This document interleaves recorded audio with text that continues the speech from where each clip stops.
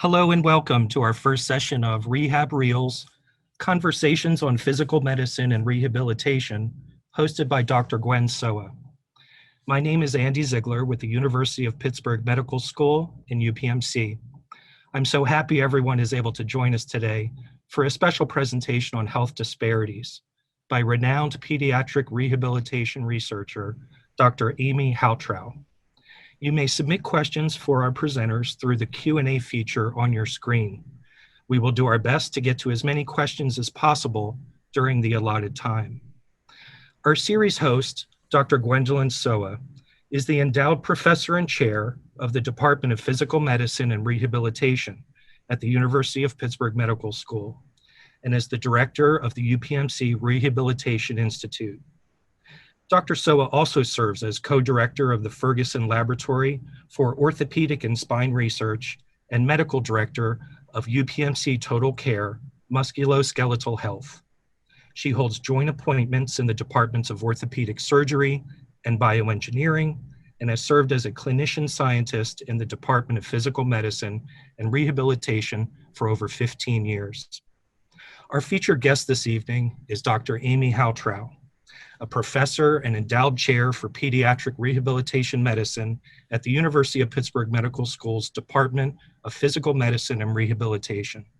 She is also the medical director of the Rehabilitation Institute at UPMC Children's Hospital of Pittsburgh. Dr. Haltrow has received numerous accolades during her distinguished career as a pediatrician, researcher, and healthcare advocate for children with disabilities. And according to the National Academy of Medicine, her extensive research has, quote, uncovered disparities with enormous policy implications for the pediatric population. Dr. Sowa and Dr. Haltrow, thank you so much for being with us today and addressing this important topic of health disparities, especially among children with disabilities. Dr. Sowa, the floor is yours. Good afternoon, everyone, and thank you so much for joining us in what I hope will be the first of many conversations that we have over the coming months, now titled Rehab Reels. So it's really exciting to share this with you. We're so excited to find new and interesting ways to connect with our friends and colleagues and really embrace our community. And I can't think of a better way to kick this off than to reach out to you with welcoming Dr. Amy Haltrow, who, as you heard, in addition to being a true academic triple threat, as a renowned clinician, researcher, and educator, is also really a tireless advocate for the patients that she serves. Her career's work in health disparities couldn't be more timely and relevant in this current time. And she's frequently sought after as a thought leader, nationally and internationally, as you heard. So in this really challenging and confusing time of the pandemic and our enhanced awareness of racial disparities, her approach that she uses using data-driven approaches to inform policy and advocacy efforts is absolutely invaluable, in my opinion, to moving us forward and addressing some of these issues head on. And we're really lucky to have her as a leader in this space. We're really glad to engage with you in this dialogue as well. And I know that you're going to enjoy hearing from Dr. Haltrow today and be inspired by her just like I have been. But we also look forward and value hearing from you. And your perspective in this conversation is really critical for us in terms of thinking about things and how we're going to move forward. So we're really grateful to have you join us today, and more importantly, being part of our community and part of this ongoing dialogue. So I'll now turn it over to Dr. Haltrow to share her knowledge on this important topic, and we look forward to discussing with you. Dr. Haltrow. Thank you, Dr. Sowa. It is my pleasure to speak to you all about an issue that's very near and dear to my heart and hopefully near and dear to yours. So the official title of my talk is Health Equity and Social Determinants of Health for Children with Disabilities and Other Special Healthcare Needs. But perhaps a more appropriate title is this: We've got a lot of work to do, people. I have some funding disclosures, but first what I'd actually like to do is take a moment to acknowledge and thank the previous inhabitants of this land, the Adena people, the Mahaganila, and then the Delaware, the Iroquois, and the Shawnee tribes. We thank them for being stewards of this beautiful land that we now sit upon. I have three important objectives that we'll go through during this presentation. First, I'm going to do some stage setting by defining health equity and social determinants of health. And then I'll go through a bunch of slides and information that detail how the social determinants of health impact children with disabilities, children with health complexity, and other special healthcare needs. And throughout this presentation, I'll be taking some time to review some of the COVID-19 pandemic impacts.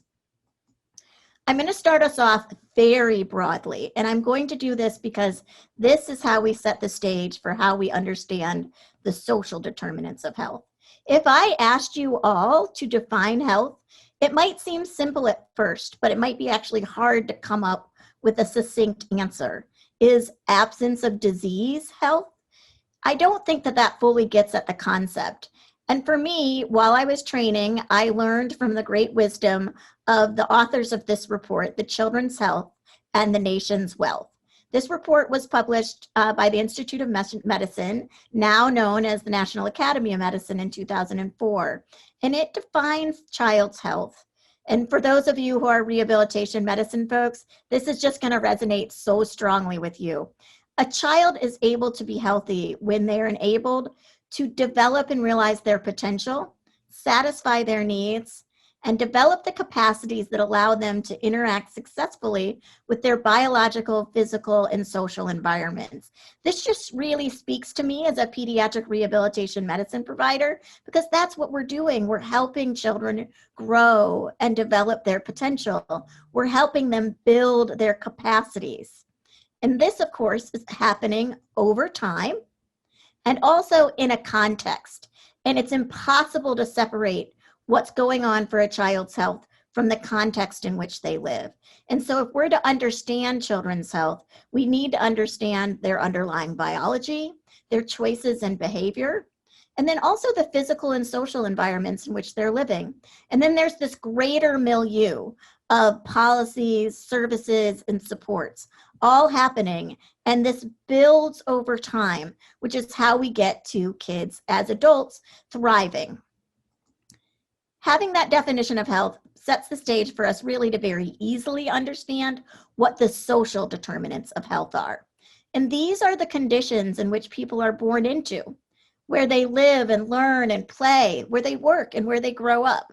So we can think about those factors at the nexus, so very individualized factors and then interpersonal factors.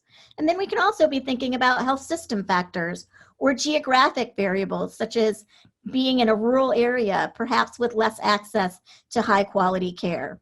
There are also very important cultural factors, things like discrimination and racism, and for the population of children that I take care of, the stigma of having disability. All of these are the social determinants of health.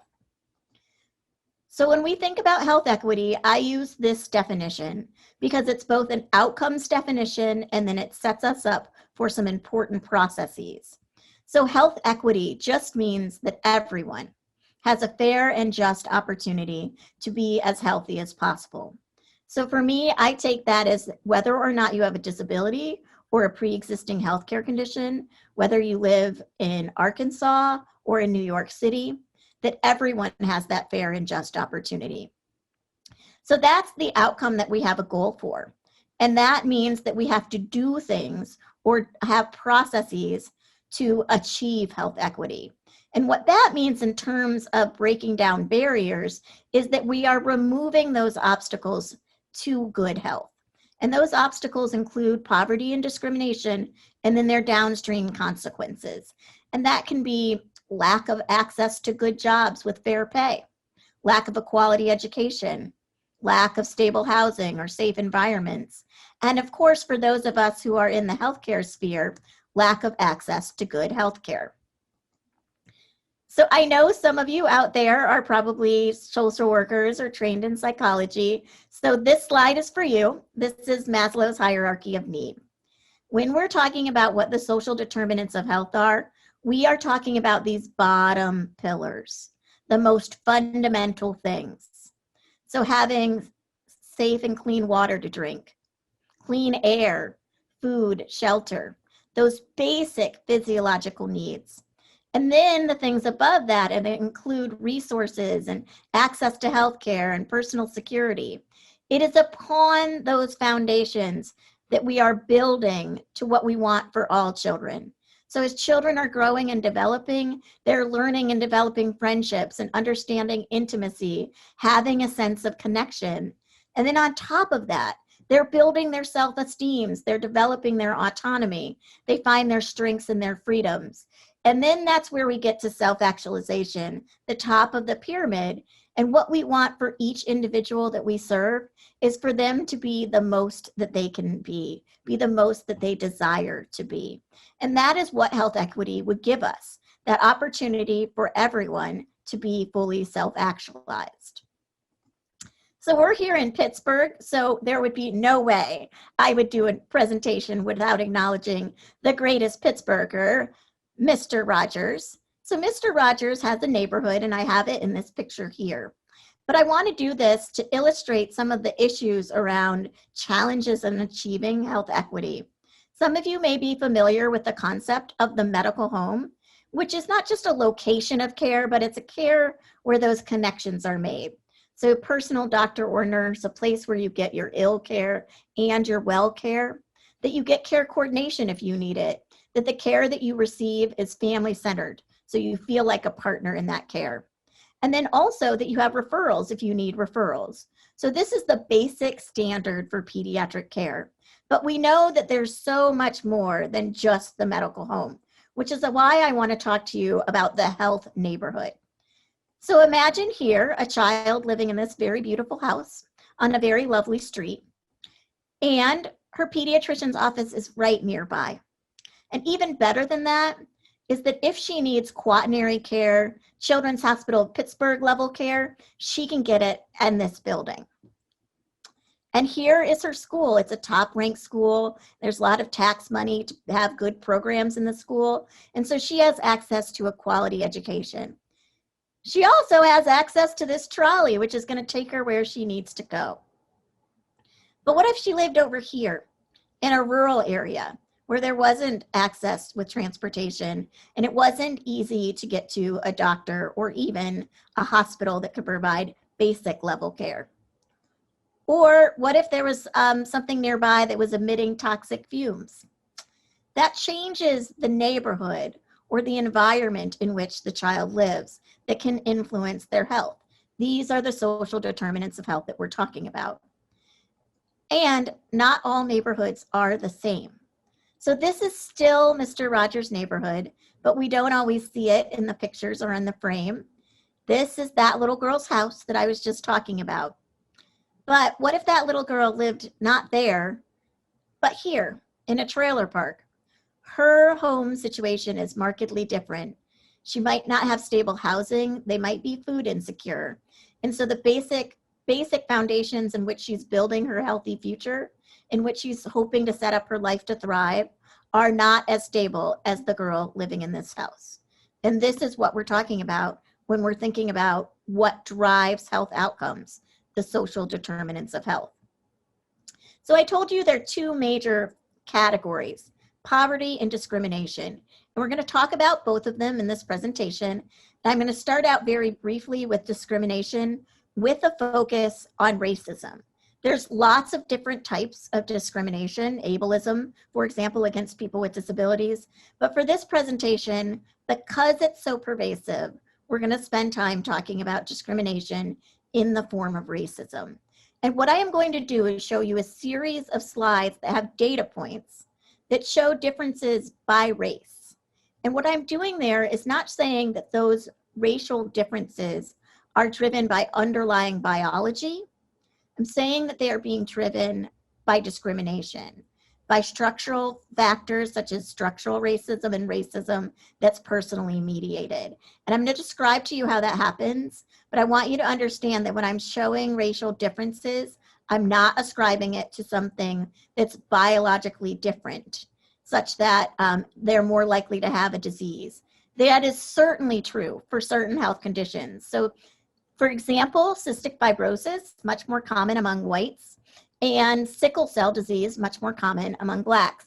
But we're just now talking in general.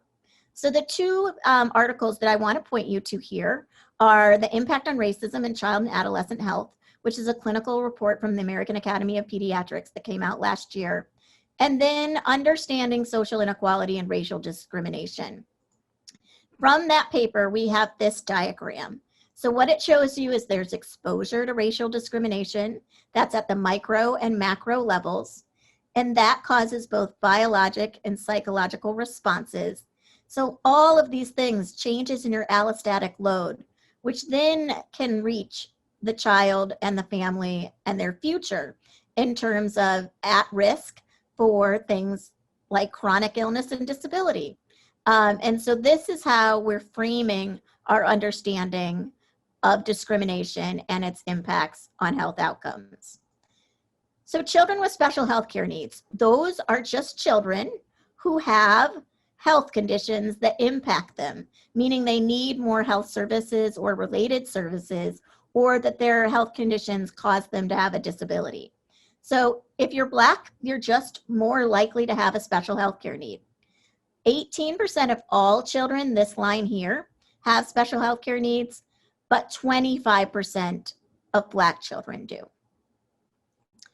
So children who have a health condition that is associated with a limitation, that's a little under 11% of all children, but 14% of children who are Black. To move us on to poverty, I just want to do some frame setting here. Poverty is common. About 16% of children live below the federal poverty level. That's 12 million children in the United States. That number is going to get worse in 2020 related to the pandemic. But that doesn't tell you the whole story. 43% of children live in families where the income that they have cannot meet their basic needs. So the federal poverty level is a helpful metric, but it's not the metric that really tells you whether children are set up to thrive. And I want us to keep that in mind, because when we think about poverty, we're thinking about just one threshold, and perhaps not the best threshold. You guys maybe have heard the debates about minimum wage versus a living wage. Well, I'm going to share with you from the National Center of Children in Poverty a basic needs budget calculator. So I did this for a family where it's a single mom with 2 young children. And then what it does is, because they live in Washington, D.C., it calculates how much things will cost monthly and annually. So rent is $20,000, food is almost $7,000, and so on. And what we get to is an annual total of over $72,000 a year. So of course you can't make that on minimum wage. You can't make that on 2 minimum wage full-time jobs. That requires an income of $35 an hour. So this is not what people are actually able to do. And so when we think about what our basic needs are, we recognize that families with the types of jobs they have aren't able to do that. Now, race and poverty go together. Poverty and discrimination track together. This is just a 10-year period graph of child poverty by race. So that first bar, the lowest one, 11% of white children live in poverty, compared to 26% of Hispanic children, 31% of Native children, and 32% of Black children. That's a lot of children. So as you can see, if you are a minority, you are more likely to be poor. These things go hand in hand. And this slide is one that maybe makes you feel like you want to cry or scream, or at least it does for me. This is extreme poverty. These families have less than 50% of the federal poverty level in income each year. It's the same 10-year graph. And what I can tell you is that families who make less than 50% of the federal poverty level, they're in crisis. They don't have stable housing. They're food insecure. The very basic tenets of Maslow's hierarchy of need are just not being met. That's 5% of white children, 10% of Hispanic children, 15% of Native children, and 16% of Black children. There should be no children that live under these circumstances. So I'm going to introduce you to a color scheme here. It's going to show up many times. And this is how I'm going to show you income. So the lighter the green, the less money you have. The darker the green, the more money you have. This is just broken up by federal poverty level. In this column over here, these are children with special health care needs. They have health conditions that impact their lives. These are all the other children. This is about 18% of children. This is 82%. And what you can see here is that just more children who have special health care needs are poor or near poor. Nearly half of them, compared to 40% of other children. And then when we look at the children with special health care needs just themselves as a population, so just that 18%, I've divided them into children who are more complex, meaning they need more health care, or they have complicated health conditions. Those are in purple. And then those children who have more routine health conditions. And what you can see is when you're more complex, you're more likely to live in poverty. The same relationship that we saw for special health care needs also tracks for disability status by income. So again, it's nearly 11% have health conditions that are associated with activity limitations, and it's much more common amongst poor children and near poor children compared to well-off children. So what's happening here? Well, people don't have access to good jobs with fair pay. So this is just a 10-year graph, again, for all families. And what we can see here is that 27% of all children live in homes where the parents don't have secure employment.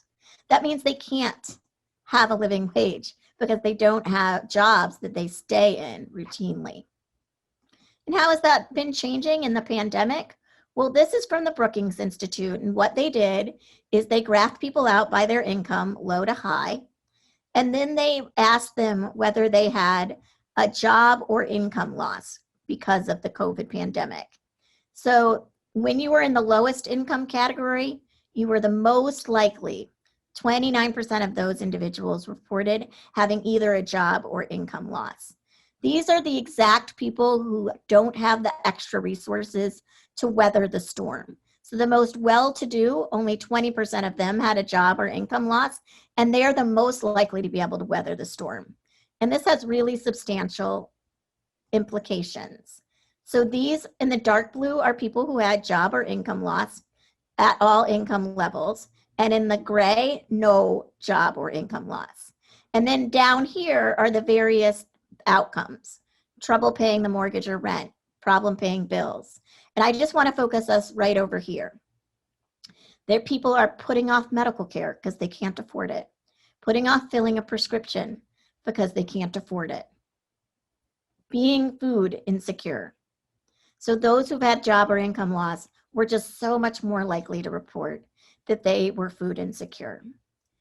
They were going hungry. And just over the past decade, we can see this trend in food insecurity for children. 17% of children are food insecure. It should be very obvious to you that you have to have good nutrition to be healthy and to thrive. And we know we're not doing well by these children. These are the same children who are living in poverty or near poverty. And this number is certainly much higher during the pandemic. And what about stable housing? Well, a marker of stable housing is whether or not more than a third of your income goes to housing.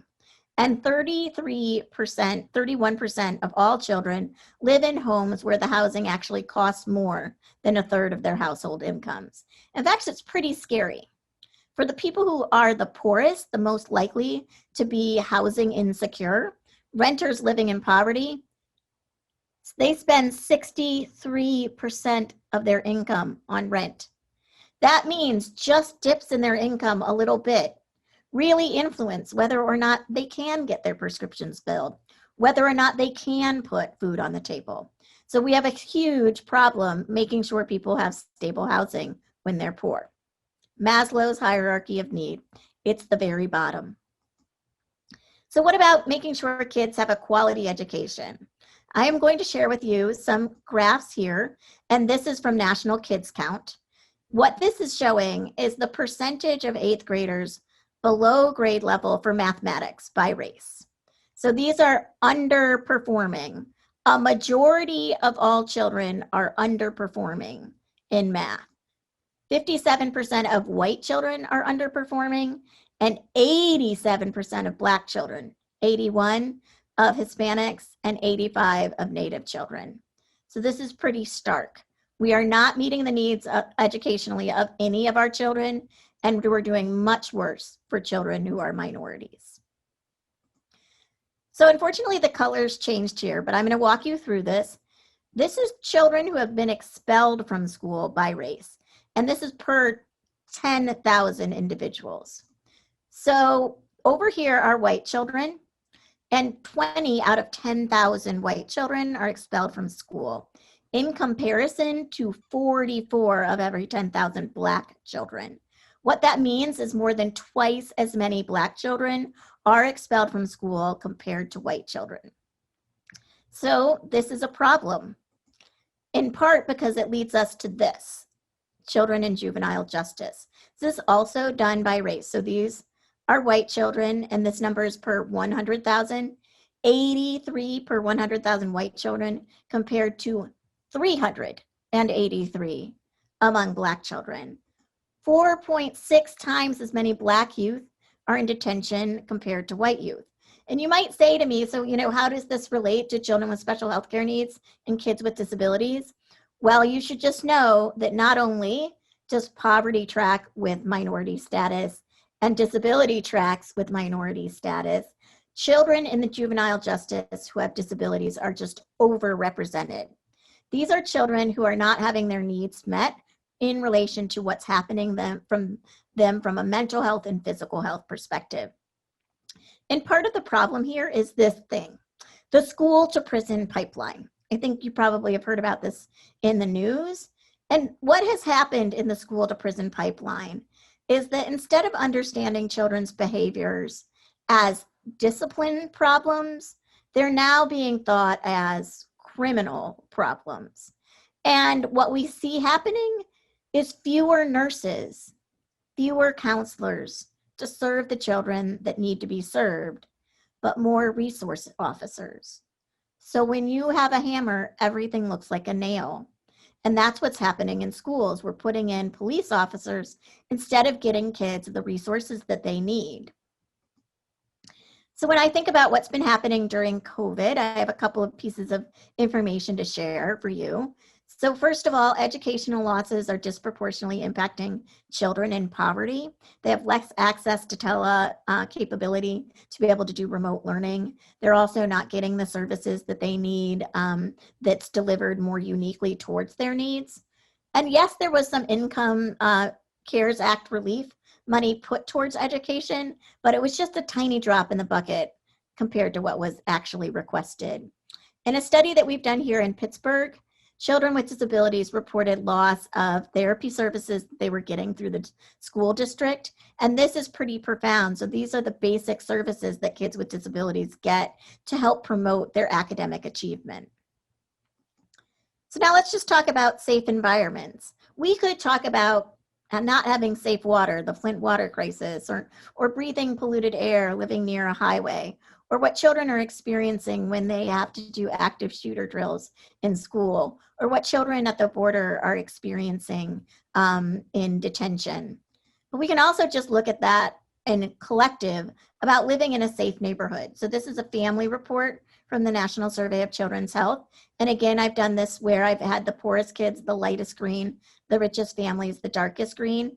And as you can see, there's a stepwise increase in the likelihood of having a safe environment neighborhood by income. The richer you are, the more likely that's to be true.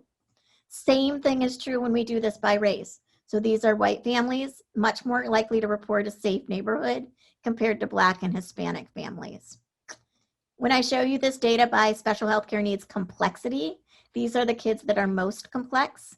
These are the kids who still have health conditions, but are less complex. And these are the 82% of children without special health care needs. What you can see is the kids who are the most complex have the least likely reporting of having a safe neighborhood. What does that mean in the time of COVID? Well, it certainly means something when your parent is an essential worker, like someone who is a restaurant delivery person or works at a gas station or grocery store where there's often a lack of PPE. But then when we think about it for the kids who are the most complex, those are children who often have assistance in their home through home nursing services. And those children often lost those services because it wasn't safe to let in providers who were seeing multiple different people, especially when there wasn't adequate PPE. So this, of course, goes without saying, but in order to benefit from high quality care, well, you need to be able to access it. So let's talk about how we're doing with that. So I talked to you earlier about what it means to have a medical home, and a key component of it is family-centered care, where you have care where you feel like a partner in your care. And the same relationship that we see over and over by income is true here. So that when you're poor, you're much less likely to have receipt of medical home family-centered care compared to if you're more well off. It's a steep gradation. And the same is true by race. White families report family-centered care in a higher rate than Black families and Hispanics and Asians. And putting it all together, when we look at medical home, for children with special health care needs, only 43% of them overall have care within a medical home. But when I break this down by how complex they are, bad news. The more complex you are, the less likely you are to have care within a medical home. You have more needs for that service to work for you, and it less commonly does. And no surprise, when we look at the percentage of kids with special health care needs who get care in a medical home by income, overall, it's about 44%, but there's a gradation such that the more well-to-do families report care in a medical home. But these are the families that need it the most. We can do the same thing by race. White families are more likely to report care in a medical home than Black families or Hispanic families. These are the families where we need the services, and they're disproportionately being received by white families. Now we're just going to take a look at access to care. So unmet need is a great metric for this. What it does is tells you that if you have an identified healthcare need, whatever it is, need for a prescription medication, need for durable medical equipment, it's asking you if you had that need, and if yes, did that need get met? So what I've divided this up into 3 different groups. These are children with special healthcare needs who are more complex, these are less complex, and these are the 82% of other children. Unmet needs are rare, luckily, but they're not rare for children who are more complex. Children who are more complex, 10% of them report unmet need in the last year.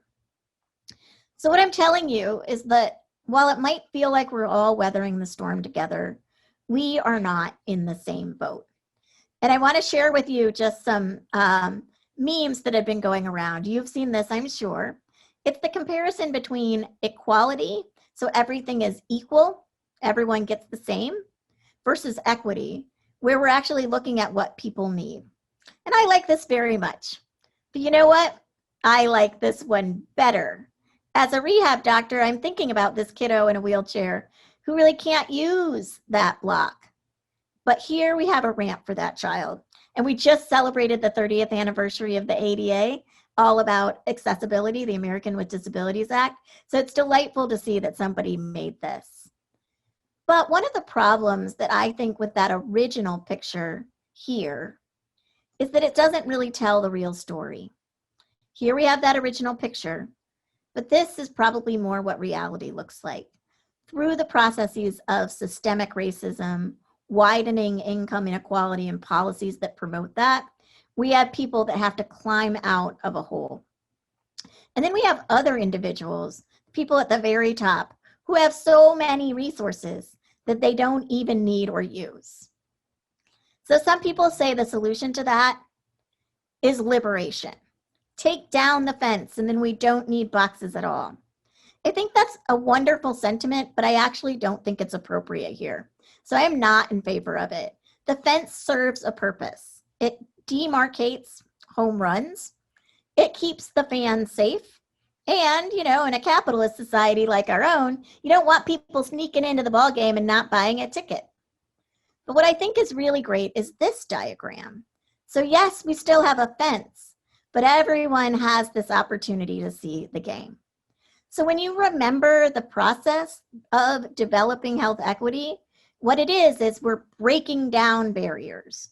So whether that's in our healthcare practices, whatever type of medicine we practice, or in our communities, all of us can help replace the fence that was blocking the view with a different type of protective fence that doesn't discriminate.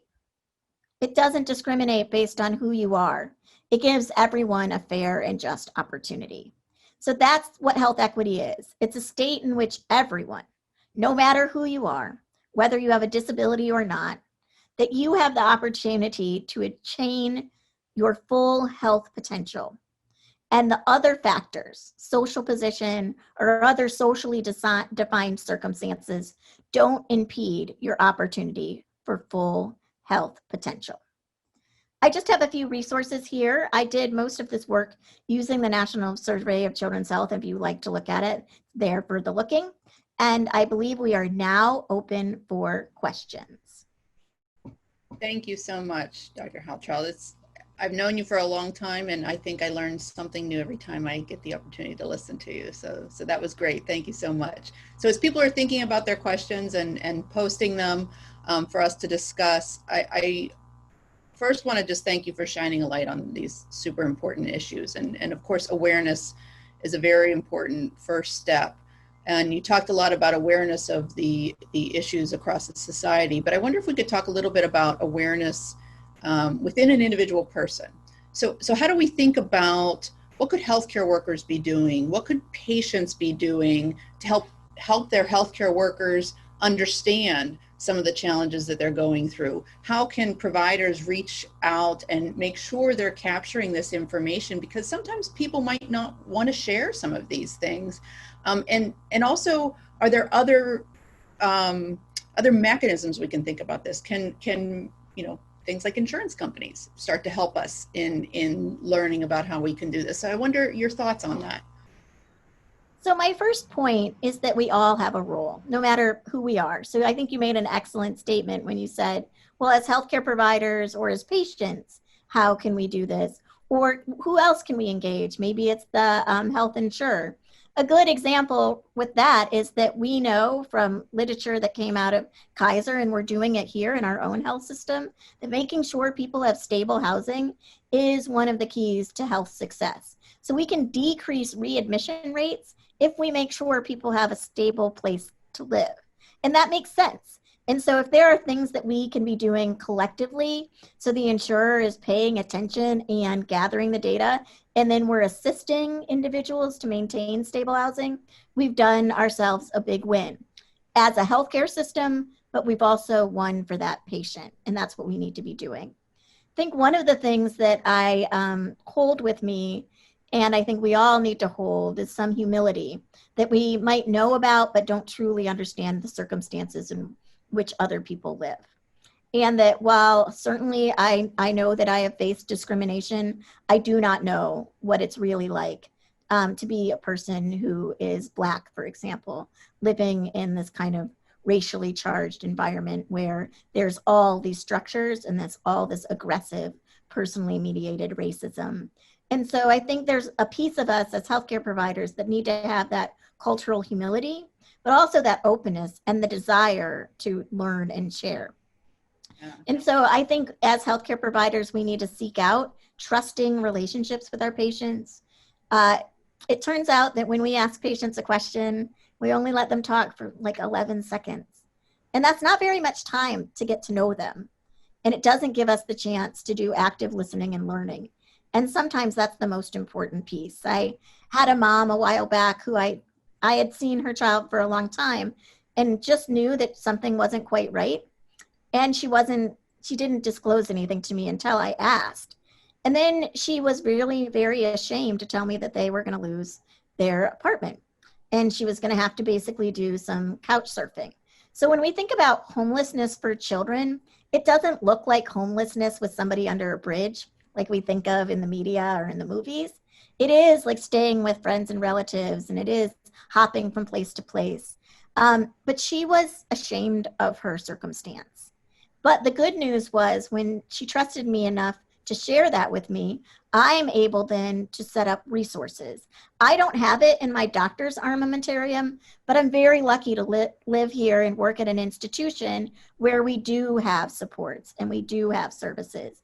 So when we think about what healthcare providers can do, first, it's about being open and developing trusting relationships, having that cultural humility. But then it's also about when things are screened for or identified, then setting up opportunities for resources. And there are ways to screen that just can happen on a routine basis in your clinics that can be part of the way you give care. And if health is so much driven by social determinants, we as healthcare providers should really be energized by being able to identify those issues and then help act on them. As a rehab doctor, we know the value of teams. Absolutely. Teams are what makes it possible for us to do our jobs. Now we just need to think of our teams as including the people that will help get resources, and think of our teams as the greater context and communities in which people live. Teamwork makes the dream work, right? No, it's great. I think it's such an important point about the listening piece and listening to one another. I mean, as we talk about all of these issues, the more we can hear about the experiences others are having, I think the more we're going to be able to move things in the right direction.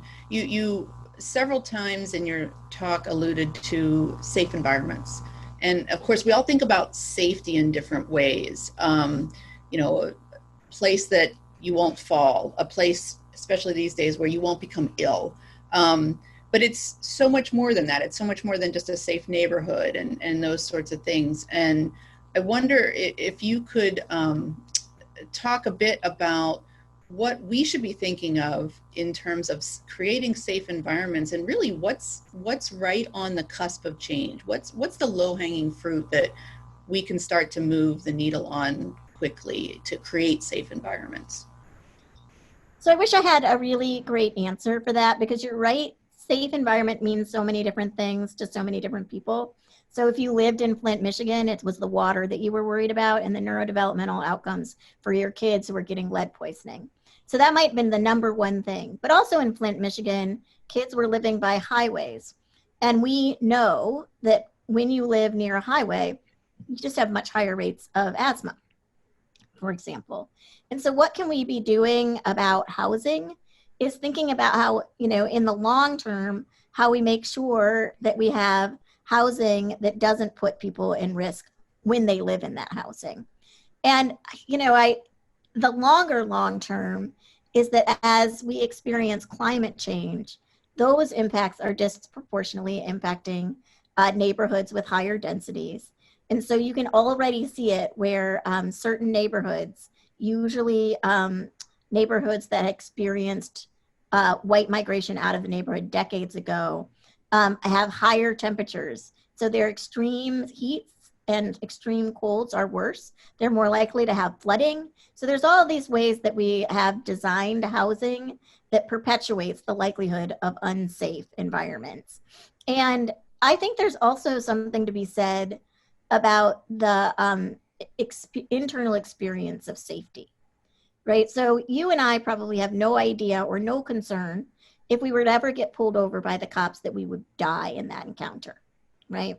But you know, my families who have Black children are teaching those children how to behave to try to keep them alive.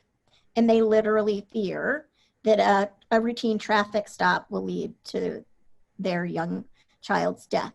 And so that kind of allostatic load. So, you know, when I talked about that elevated my heart rate, I kind of felt it emotionally.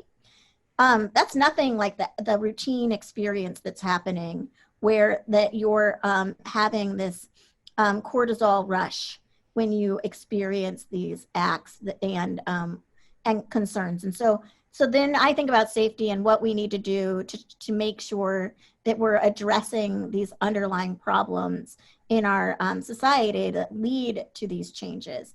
And it's no wonder we see health outcomes related to them.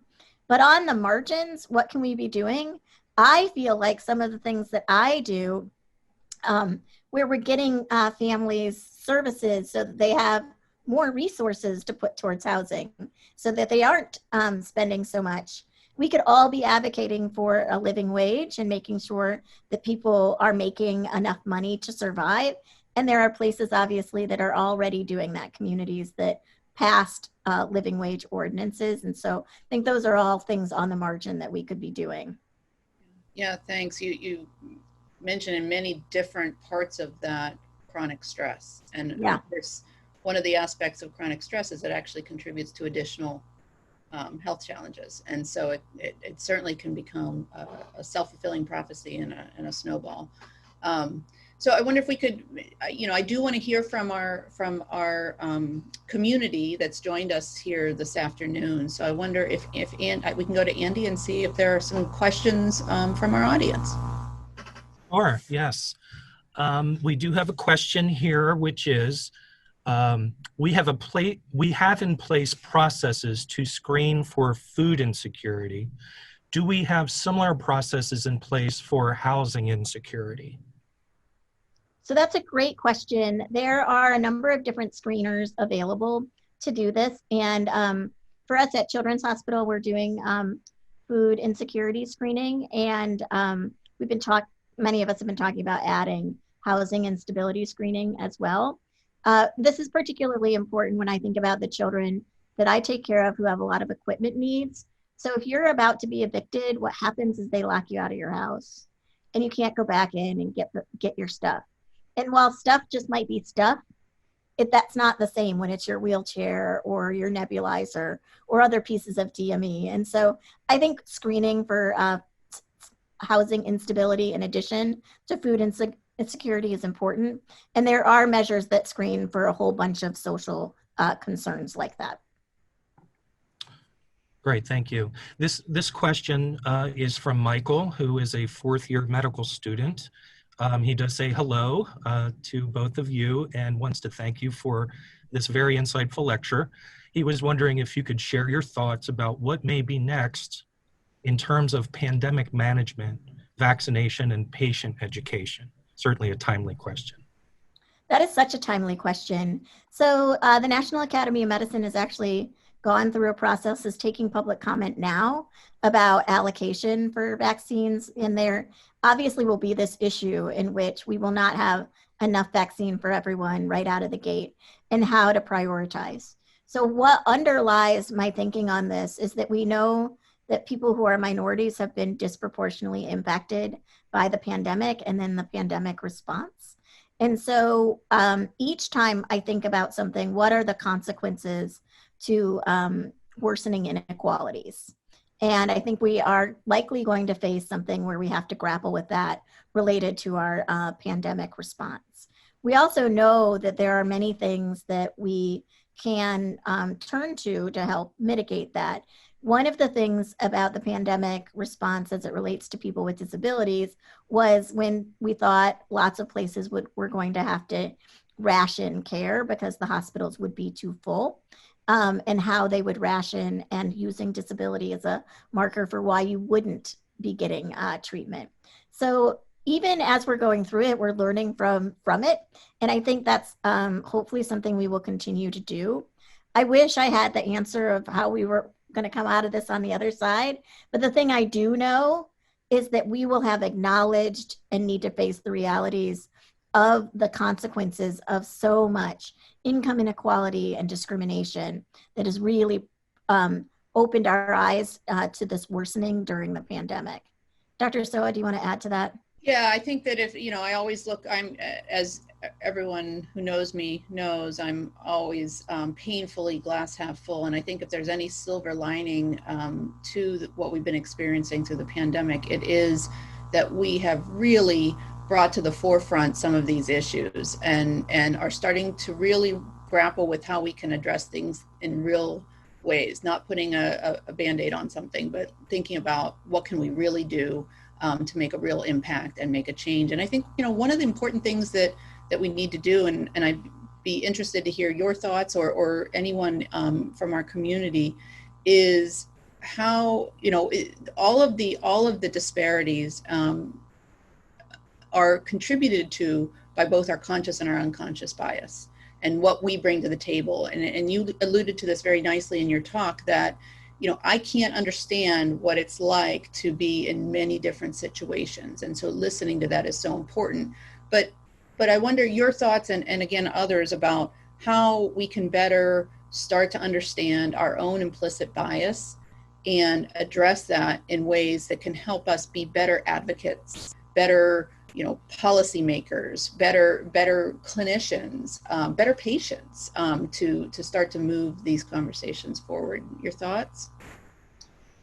Yeah, so I think that for individuals who aren't yet familiar with the idea of implicit bias, it's what's kind of inherently in us that we don't always have at the forefront, but it is important to understand that those things exist. And that there's the implicit bias testing. I have no financial relationship to Harvard, but Harvard hosts that, and you can do implicit bias testing for race. You can also do it for disability, for gender, and I think it's really informative.